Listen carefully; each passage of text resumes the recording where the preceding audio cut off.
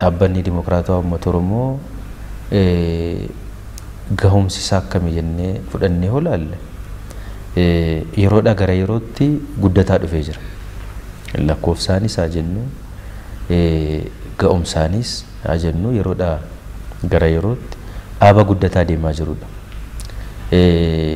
Hojii keenyas fudhannee olaalle hojiin misooma keessatti mul'atan kun hojiin gama siyaasaatiin hojjetaman kun ilaallu kun hojii akkasumatti dhufan miti. Raawwii dhaaba kanaatiin hojii dhufaniirudha. Hojii bu'aan argamanidha waan ta'eef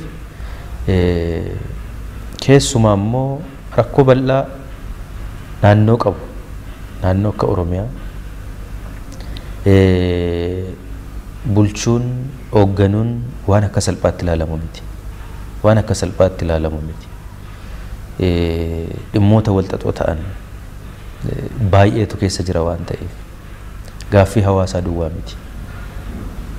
Kana immoo yeroodhaa gara yerootti immoo bal'ataa cimaa jijjiiramaa dhufe kana keessatti hanguma sana humna sanaaf malu horachaa dabalaa of cimsaa dhaaba guddataa dhufe sanuma haala jijjiiramu sana keessatti waan dhaaba hojjetaa dhufe waan ta'eef humni dhaaba keenyaa yeroodhaa gara yerootti cimaa dhufuusaa ifatti kan agarru. Yeroo kana jennu rakkinni isa mudannee miti. Dhaabni keenya yeroo kamiyyuu dadhabee hin beeku miti. Yeroo baay'ee dadhabeera yeroo tokko lama miti. Dadhabeera. Kun immoo waanuma qabsoo keessatti jirudha. Qabsoo kam keessatti iyyuu waan jirudha. Haa ta'uuti garuu yeroodhaa gara yerootti of qorachaa of ilaalaa ga'umsa isaas nama duwwaa otoo hin ta'in ga'umsa akka dhaabaatti qabu dandeettii akka dhaabaatti qabu ilaalaa of qorachaa dhaaba dhufe hamma danda'amaa ta'ettis of sirreessuudhaaf tarkaanfiiwwan barbaachisoo ta'an dhaaba fudhataa dhufe waan ta'eef ga'umsa dhaaba kana ilaalle yeroodhaa gara yerootti dhaaba cimaa jiru dhaaba guddataa jiru ta'uusaa. Dhaabni kun iddoo kaleessa jiru hin jiru har'a. Iddoo kaleessa jiru har'a hin jiru. Iddoo har'a jiru immoo boru hin jiraata jedhee yaaduudhaan. Waan baay'eetu karaa baay'ee jijjiirama. Jaallannes jibbirees haallis hin jijjiira. Haalli keessaas haalli alaas dirqama jijjiira. Waan ta'eef boru iddoo har'a jiru kana jira jedhee si yaadu. Irruma caalaatti cimaa deema, jabaachaa deema, gahoomaa deema.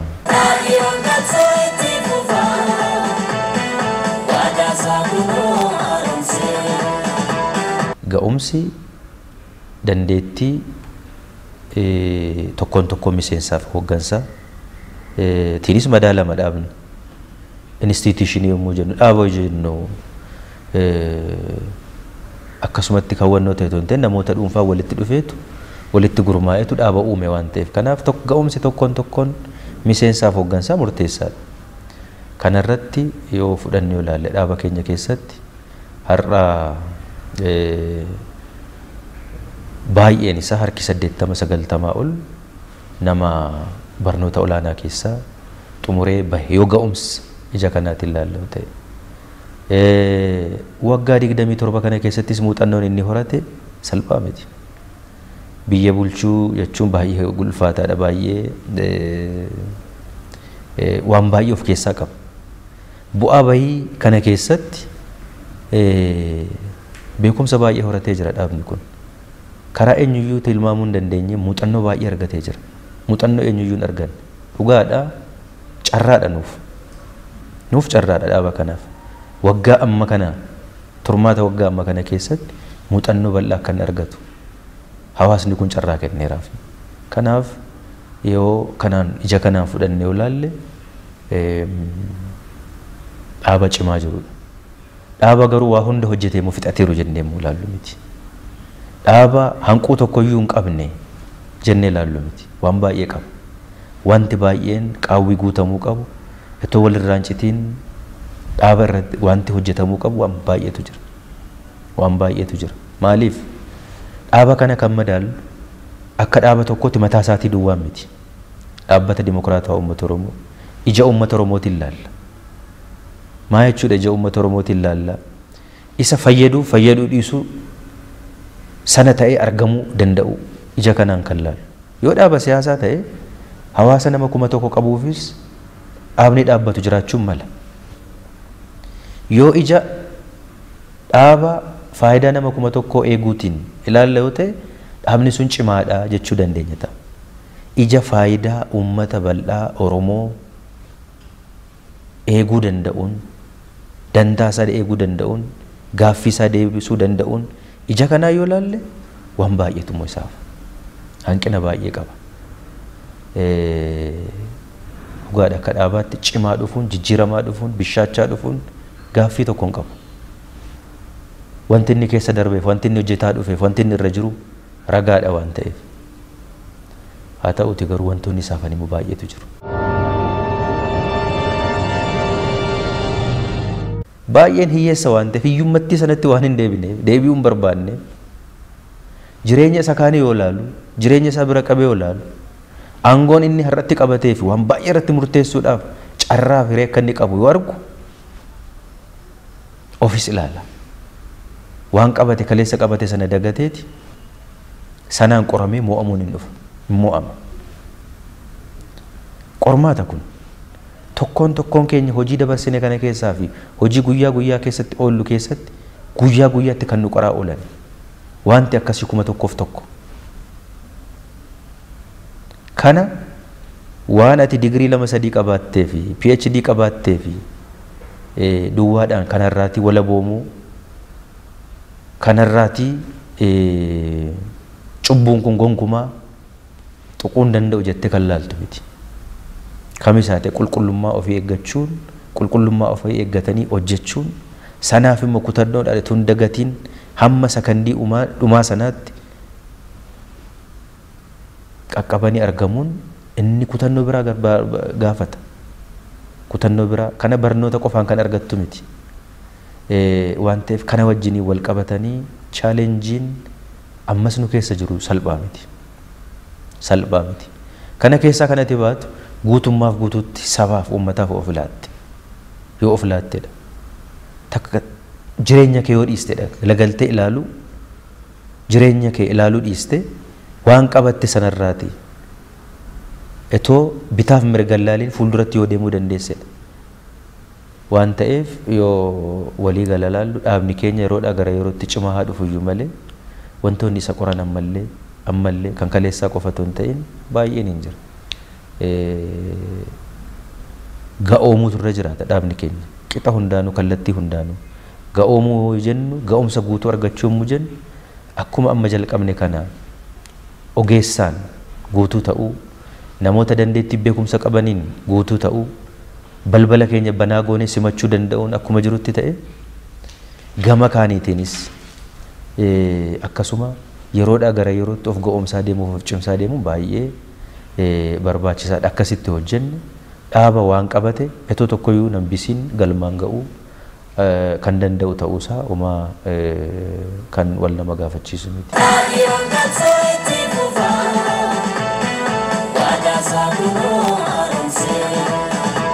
Qabsoo koo jennu maquma isaatiinuu qabsoo jechuun cal jedhaniin karaa qulqulluu irra deemuu jechuun miti. Bu'aa bahiitu jira jechuudha. Bu'aa bahiin sun iyyuu immoo garaagarummaan qabaata. Tokko buutees baatees darbuu hin dandeessa. Wanni miti. Tokko immoo nama gufachiiseeti yookiin nama kuffisuus yookiin nama naaffeessuus hin danda'a. Kanaaf dhugaadha dhaabni keenyi baroota darban kana keessatti haaromsa gaggeessaa dhufee jira. Haaromsi inni gaggeesse kun ishuu tokko dhimma tokko fudhanne extensionii sanas kan ta'an waan xixiqqaa sootaan sana keessaa darbanii kan dhufan hin jiru. Akka walii galaatti yoo fudhanne garuu adda adda. Boqonnaa sana keessatti wantoonni ilaalamaa turan haala qabatamaa rakkinoota yeroo sana mul'atan irratti hundaa'uudhaan. Haala immoo fudhannee ilaalle bara 92 fi 93 kan fi amma 2008 irra kan jiru yeroon isaas adda adda, haalli jiruus adda adda, baay'een nama jiruus adda adda, haalli itti yaadu, ga'umsi isaa, beekumsi isaa, umuriin isaa adda adda tokko ta'uu hin danda'u. Ajandaan isaas adda adda. Inni sun ideoloojii biyyattiin qabattee addawaawiin dhaabni keenya dhaabbanni dimokiraatawaa uummata Oromoo qabatee ittiin deemu maal akka ta'e irratti iftoomina dhabuudhaan inni guddaan rakkoon ture. Rakkoon raawwii, rakkoon maalii, rakkoon kaankaan, rakkoon kiraa sassaabdummaa turanii jiru yeroo sana. Rakkoon naannummaa waan akkas akkasiis turanii jiru. Ilaalamaa turanii jiru. Rakkoon inni guddaaf inni bu'uura toora siyaasaa qabatamee deemu irratti iftoomina dhabuudhaan inni guddaan haaromsa sana keessatti ilaalamaa ture. Sanaa booda ifa ta'ee ideoloojiin nu hordofnu maal akka inni ta'e, sanarraa kaanee imaammanni nuti hordofnu maal akka ta'e, istiraateejiin nu hordofnu maal akka ta'e bal'inaan miseensa hoggansa qofa otoo hin ta'in hawaasni mataan isaas akka inni baru bal'inaan kan hojjetamaa ture sanarraa ka'uudhaan waan ta'eef sana yeroo sana inni ammaa garuu sana miti. Ideoloojii irratti rakkoon tokko jiru. Sana waliin wal qabatee iftoominni maal rakkoon tokko iyyuu jiru. Rakkoon inni amma rakkoo hojii qabatan raawwachuu dadhabuu. Sanarraa rakkoowwan maddan gaaffiin hawaasaa yeroodhaan deebi'uu dadhabuu. Rakkoon karaa sassaabdummaa babal'achuu. Hojiin keenya sadarkaa barbaanneef akkaataa barbaanneef qulqullina barbaadameen hojjetamee argamuu dadhabuu. Uummanni hin gaafata nuti cal jenna. Uummanni hin gaafata nuti yeroodhaan hin deebisnu. Iddoon deebisna jennutti immoo maallaqaan amma bitatutti deebise haqa tajaajila gara shaqaxaatti akka inni naanna'u taasisuun rakkoo kana waliin wal qabatanii mudatanidha. Gavarnaansii waliin wal qabatanii rakkoo mudatanidha.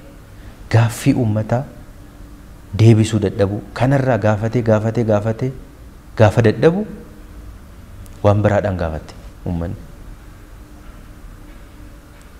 Karaan itti gaafatamuu qabu carraan inni dhumaa kana jedhee karaa yaaduun gaafate.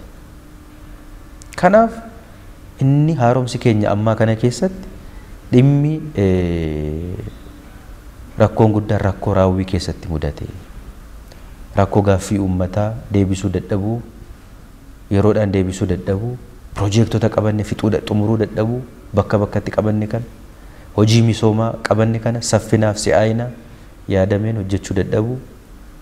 Sana keessatti gaaffiin uummataa dhawaataan akka inni hiikamaa deemu gochuu dadhabuu irraati rakkoo maddeedha kun.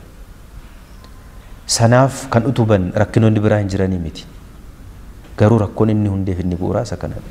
Waan ta'eef amalli isaa soo ta'e haalli haaromsa kanaan duraa fi isa kana garaagarummaa hin qaba. Raawwiif raawwiidha. Waan dubbanne hojjenne argamuu dadhabuudha. Rakkoon amma nu mudate. Sanarraa kan maddeedha.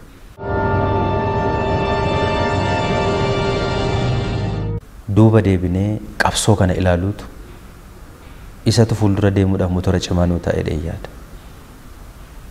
Qabsoo keessa dabarse. Qabsoo uummanni keenya keessa dabarse. Gatii inni itti kaffale ilaaluutu barbaachisaadha.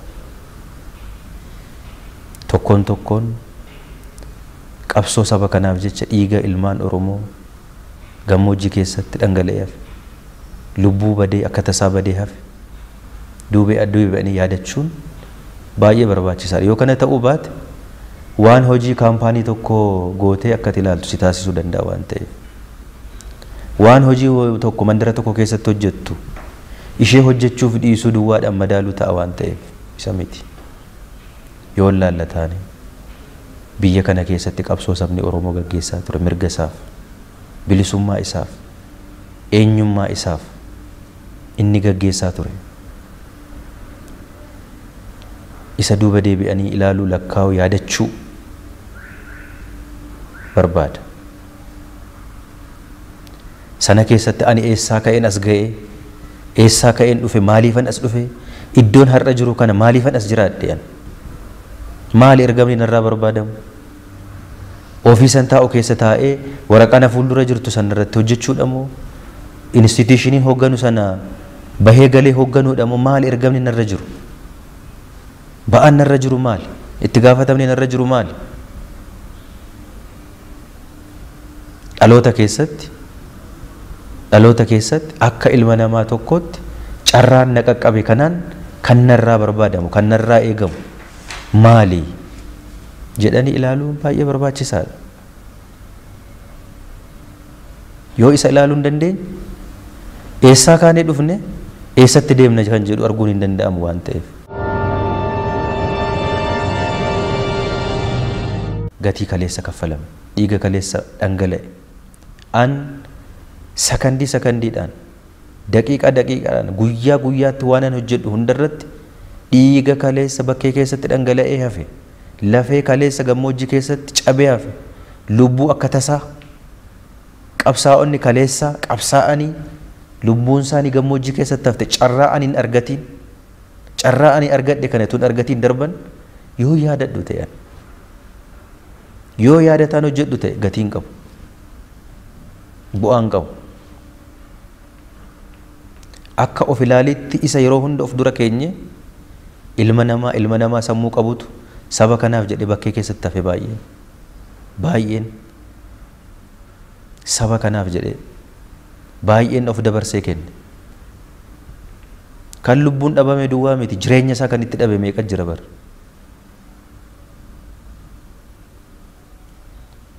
Gatii sanaayyuu kaffalaan jirru nuti. Lubbuutti dhabnee miti har'a warri hojjennu carraa arganne. Jireenya keenya itti dhabnee miti, jireenyuma keenya irra too jirru, lubbuudhaan itoo jirru, fayyaan itoo jirru, waanuma akka ilma namaa tokkootti nurraa eegamu hojjechuu dadhabna taanaan maaliif akka manaa baanee iddoo amma teenyu kan akka teenyu hin beeknu jechuudha. Eessatti akka deemnu hin beeknu jechuudha. Hojii keenya, haaromsi keenya kanaan wanti nu ilaaluu qabnu sanaa olitti qabsoo sabni kun kaleessa gaggeessaa tureef gatiin itti kaffale ilaaluun barbaachisaadha. An cubbuus nutti ta'a. Seenaa fuulduratti itti gaafatamna yoo taane cubbuu ta'e kan nu gaafatu hojii har'aa ol lubbuu kaleessa, dhiiga kaleessa, lafee kaleessa gammoojjii keessatti hafe. Gammoojjii keessatti hafe sanatu halkanii guyyaa nu waraanaa, halkanii guyyaa nu gaafataa.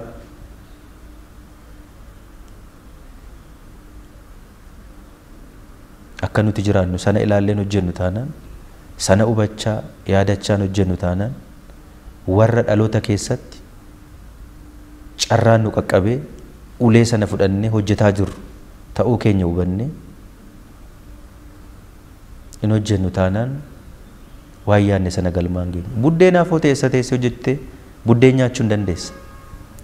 Nuti buddeenaaf miti kan hojjennu, seenaaf hojjenna nuti.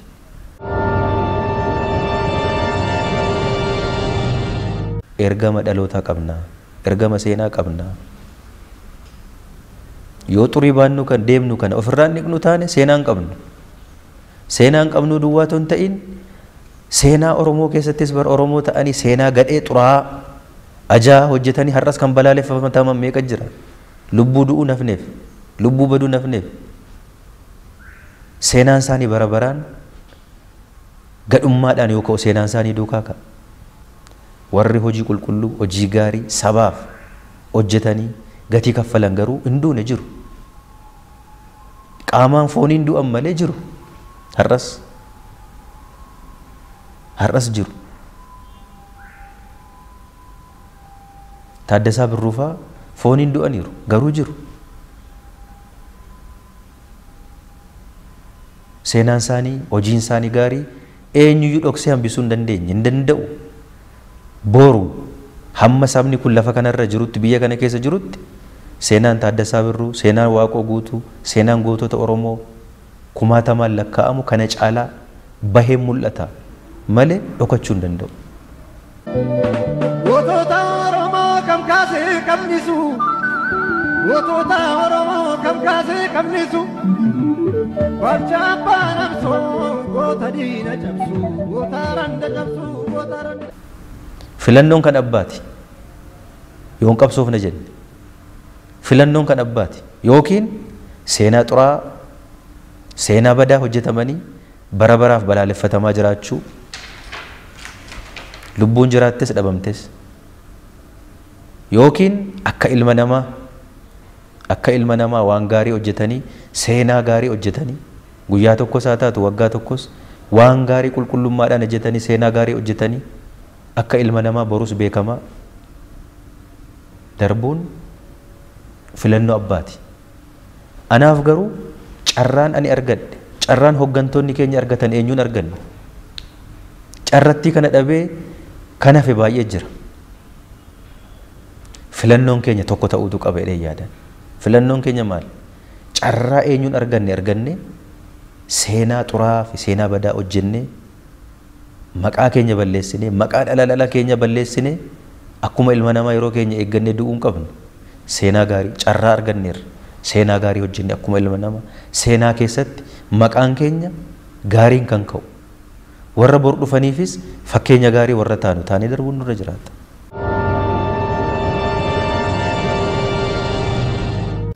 Waldii kun nun baasu onnee wallaaffisuun mogolee wallaaffisuun nuun ta'u waluma keenya miina of miina deemne saba kana miina. Eessaan isaa nagannu eessaan isaa dallallu qabsoo uummata kanaa qabsoo saba kanaa kan utubu kan ijaaru kan cimsu kan bu'uura ta'e kan dagalee ta'e kan utubaa ta'e sanatu mana guutuu godha waan ta'eef akkasitti haa ijaarru mana. Qabsoo jechuunis kana.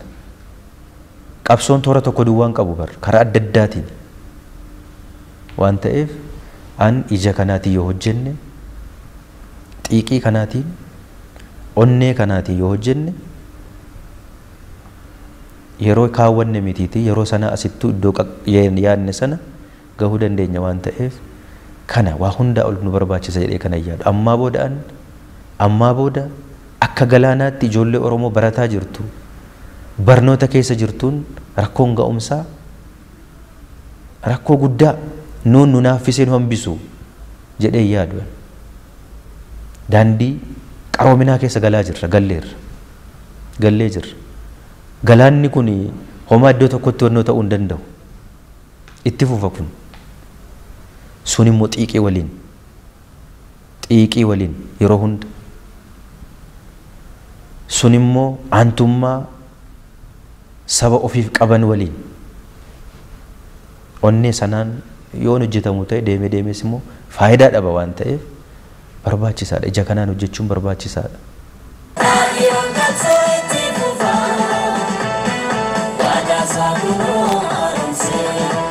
Uummata keenya keessa teenye uummata keenya dhaggeeffanne uummata waliin hojjechuu dhaggeeffannee isa hojjechuu kana karaan jirtu kanaaf kana duwwaadha. Karaan jiru kanaaf kana duwwaadha. Waan ta'eef waan nu hojjennu immoo guyyaa guyyaatti hojjennuuf immoo uummannis ragaa immoo bahuufi qaba. Beekamtii nuu kennuus immoo qaba. Nuu kennuu qaba. Waan nuyi qeesaa keessatti hojjennuuf rakkoo nu hiiknuufis jabaadhaa kana waan gaarii hojjettani jechuu qaba. Onnee nutti horuus qaba. Humna nutti horuus qaba. Qabsoon qofaa isaatiin galma ga'u hin jiru. Wal faana qabsoon. Waan ta'eef yoo kana goone rakkoon nu mudatu hin jiru.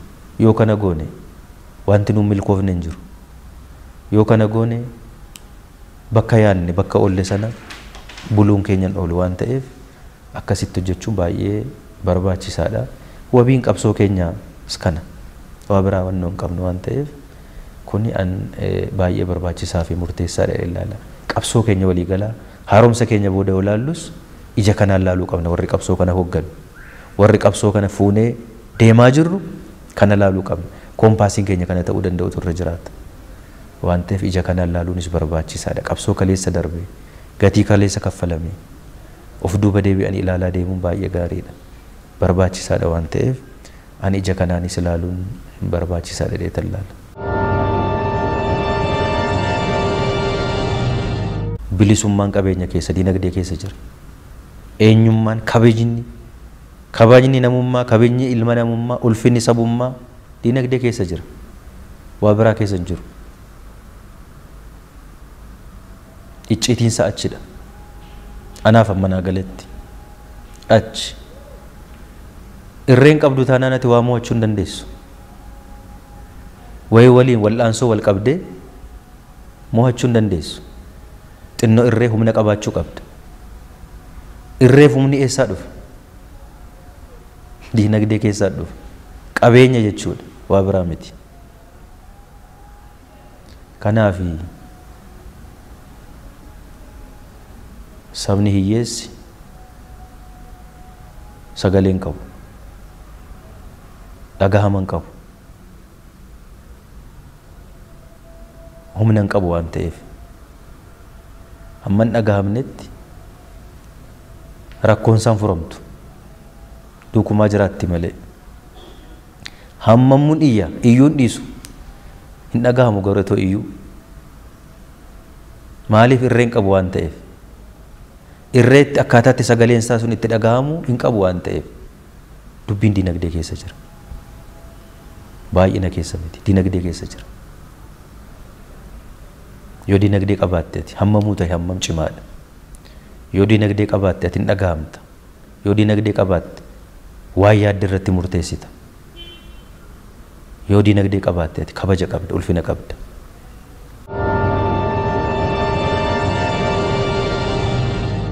dhimmi dinagdee dhimma furtuudha jedhe namni ija sanaan laaluu danda'u turre jiraata dargaggeessi keenya keessumaa dargaggeessi keenya maaliif dargaggeessi dhaloota egereeti dhaloota boruuti waan ta'eef gowwoomuun irra hin jiraatu iddoo galu carraa jirtu hundatti qaawwa jirtu hundatti fayyadamuu danda'u saantima argamte hundatti hamma kiisisaa keessaa ba'u olitti kan kiisisaatti galu akka inni caalu gochuu danda'u dhaan warraaqsi keenya warraaqsa dinagdee haa ta'u yommuu jennu icciitii waa hunda achi keessa waan jiruuf gaaffii keenya baay'ee kan deebisuu danda'a isa waan ta'eedhaafani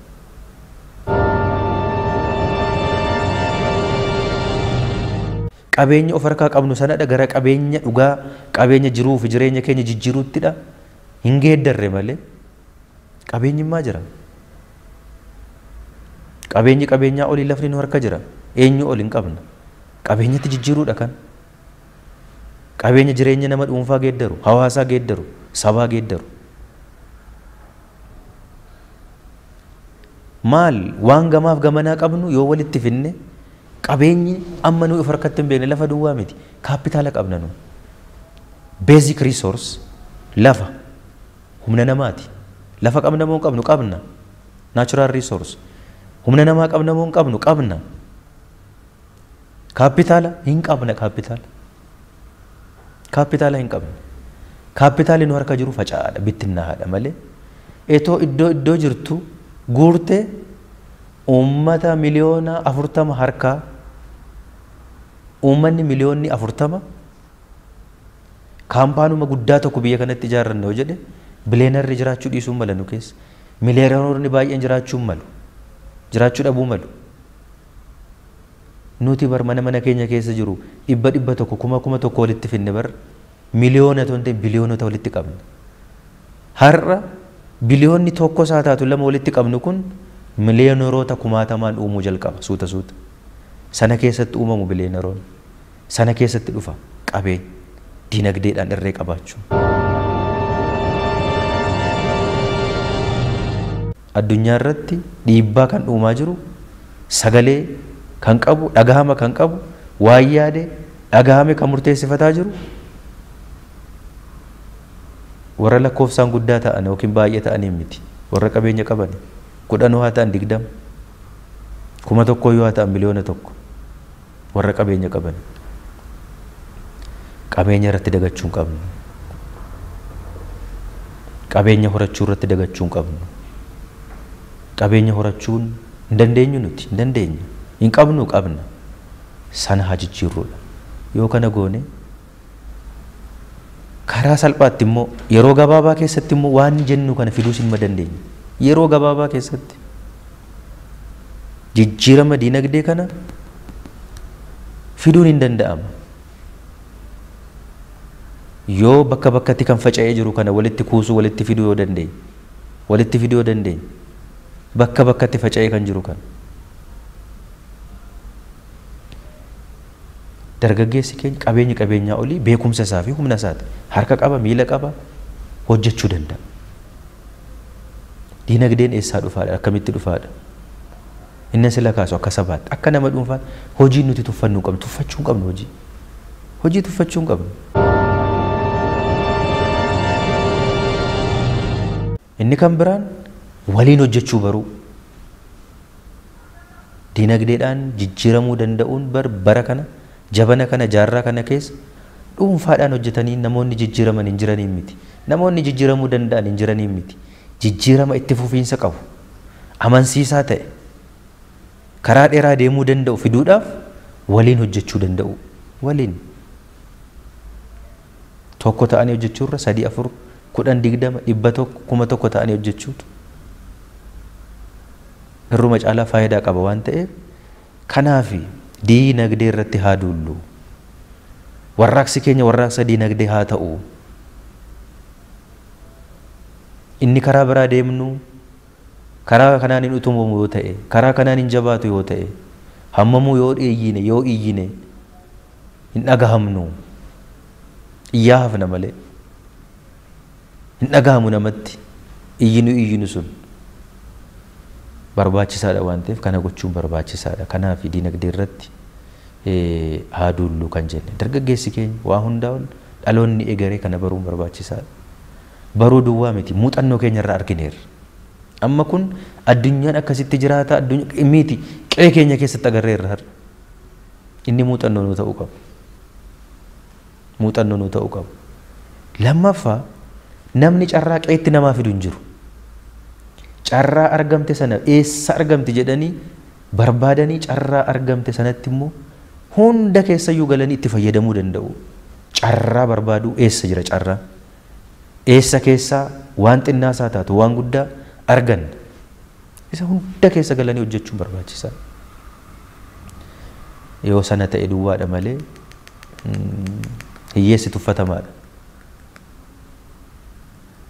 Tuffatamanii hafuun ammumaa dhumaattis jiraachuu waan danda'uuf dammaquun baay'ee gaariidha. Karaarraa cabsatanii karaa isa guddaatti kan nama seensisutti galuun barbaachisaadha waan ta'e kanaaf warraaqsa diinagdee hin qabna. Waan jirtu kana walitti kuusnee dhuunfaadhaan haa hojjennuudha warraaqsi keenya. Dhuunfaadhaan yoo qabaachuu baate namni qarshii 10 walitti fidee buufachuu hin danda'u. Dhuunfaadhaan amma hojjenneet waliin immoo hojjechuu baruu danda'u nurra jiraata. Kaampaanii gurguddaa haa uumnu kan jennu kanaaf. Eessayyuu hin deemnu asuma asitti hojjennee gabaas taanee kaampaanota keenyaafis kan galtee garaagaraa dhiyeessuun unumti taanee bu'aa kaampaanota keenyaarraas ta'u gabaa unis unumti taanee yoo hojjenne kanumatu fidaa kanumatu jijjiira waan ta'eef haa hojjennu karaa hundaanuu karaa tokko lamaan miti karaa hundaanuu yaadi kun garuu sadarkaa nama tokkoon itti yaadamee beekamee irratti hojjetamuu danda'u turre jiraata waan ta'eef ija kanaan haa hojjennu. Yoo kana hojjenne yeroo gabaabaa keessatti seenaa kana waan nu hin jijjiirreef hin jiru. Seenaa kana waan nuti hin jijjiirreef hin jiru waan ta'eef dhimmi diinagdee dhimma ajandaa guddaa ta'u turre jiraata. Ajandaa guddaa nuti jireenyi keenya baree loon duuba deemanii loon oofaa jiraachuun hordaa duuba deemanii qotaa jiraachuun jireenya gubbaadhaa unuma qofaaf murtaa'e miti. Innis mala jireenyaa tokko sana haa dhiisnu miti. Maloota jireenyaa isa kaanii keessas gallee hojjennu kan qoodee nuu kenne hin jiru. Kanaaf akkasitti hojjechuun barbaachisaadha. Warraaqsa diinagdee jennee kan nuti irratti hojjechuu eegalaa jirru waan ta'eef keessumaa dargaggeessi keenya kana baree irratti hojjechuun laffa'uun baay'ee barbaachisaadha. Isatu nama nu godha waan ta'eef maddi kabaja keenya maddi ulfina keenya isa waan ta'eef achi waan ta'eef yoo laalle immoo jira qe'ee keenya keessa gola keenya gorduuba keenya yoo laalle hin jira carraan kun hin jira nutu gadi qabee laalle malee hin jira waan ta'eef kanarratti hojjechuu qabna akka mootummaatti kanarratti hojjechuutu nurra jiraata. Qaama hawaasa kanarratti hojjetu hunda karaa adda addaatiin deeggaruu utubuu danda'utu nurra jiraata. Dura buune karaatti agarsiisas deemuu danda'utu nurra jiraata. Waan ta'eef kana ta'utu nurra jiraata. Hojjenne kana karaa keenya isa dheeraa kan nu gabaabsuu danda'u kana waan ta'eef isarratti